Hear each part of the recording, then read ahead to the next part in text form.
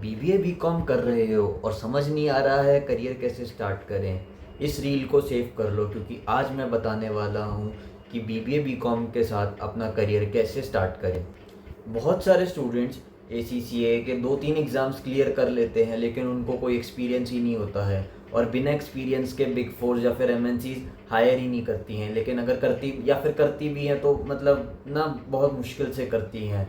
तो आज मैं आपको बताता हूँ कि आप अपना करियर जो है कैसे अपने कॉलेज लाइफ में ही इनिशियल में स्टार्ट कर सकते हैं। एसीसीए के 2-3 पेपर क्लियर करके बीकॉम करते टाइम पे ही अपना करियर स्टार्ट कर सकते हैं और जैसे ही आपका कॉलेज ख़त्म होएगा आप अपने आप को एक अच्छा सा पैकेज कैसे दिलवा सकते हैं। आपको सबसे पहला काम ये करना है कि आपको अपने घर के पास कोई भी सीए फर्म ढूंढनी है और वहाँ पे आपको एज एन अनपेड आर्टिकल मतलब कि एक अनपेड इंटर्नशिप करनी है। वहाँ पे आपको कोई भी ले लेगा क्योंकि वहाँ ज्वाइन करने के लिए आपको एक्सपीरियंस नहीं चाहिए।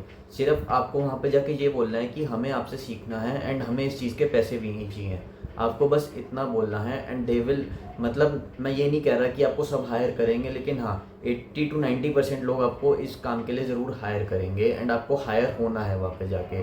एंड आपको 1 से 2 साल वहीं पे काम करना है एंड वहाँ पे जाके काम सीखना है। आपको अकाउंट्स बनाने हैं, आपको ये देखना है कि बैलेंस शीट कैसे प्रिपेयर होती है, आपको खुद अपने हाथों से बैलेंस शीट बनानी है, सारी एडजस्टमेंट्स देखनी है, खुद जर्नल एंट्रीज करनी है, सब कुछ करना है। देखना है कैसे ऑडिट होता है, खुद अपने हाथ से ऑडिट करो, खुद जाके क्लाइंट विजिट्स करो, काउंटिंग करो, इंस्पेक्शन करो, सब सीखो 2-3 साल तक। इस चीज़ से आपको एक फ़ायदा और होगा क्योंकि मतलब कि जो कॉन्सेप्ट्स आप बुक में पढ़ रहे हो, जो मतलब आप अपने एग्ज़ाम्स के लिए पढ़ रहे हो कि आप अपने एसीसी एग्ज़ाम्स के लिए भी वो कॉन्सेप्ट्स अपनी थ्योरेटिकल बुक के में पढ़ोगे, वो कॉन्सेप्ट्स आप डबल ए में पढ़ोगे, एफआर में पढ़ोगे एंड वही कॉन्सेप्ट जो है वो आप अपनी प्रैक्टिकल जो है वो आप अपनी सी फॉर्म में भी देखोगे।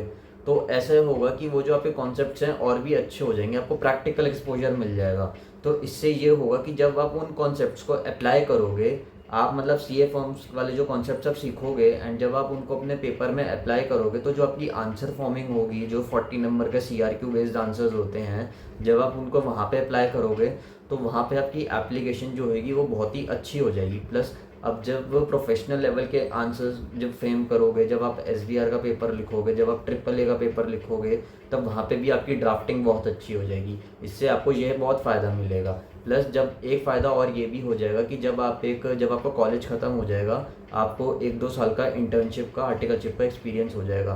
फिर जब आप प्लेसमेंट्स में बैठोगे या फिर आप एक ऑफ कैंपस ड्राइव में भी जाओगे, मतलब ऑफ कैंपस आप कोई कंपनी के लिए जाओगे एंड देखोगे कि हमें हायरिंग चाहिए, तो आपके पास होगा एक एडेड एडवांटेज, आपके पास होगा सीए आर्टिकलशिप का एक्सपीरियंस और आप हो जाओगे एसीसीए, मतलब आप एसीसीए या तो एफिलिएट हो जाओगे तब तक या पार्ट क्वालिफाइड हो जाओगे क्योंकि आप अपनी इंटर्नशिप के दौरान अपने पेपर्स दे दोगे या फिर थोड़े बहुत पेपर्स तो आप दोगे ना तब भी, इसीलिए तो आपके कुछ पेपर्स तो क्लियर हो ही जाएंगे तब तक।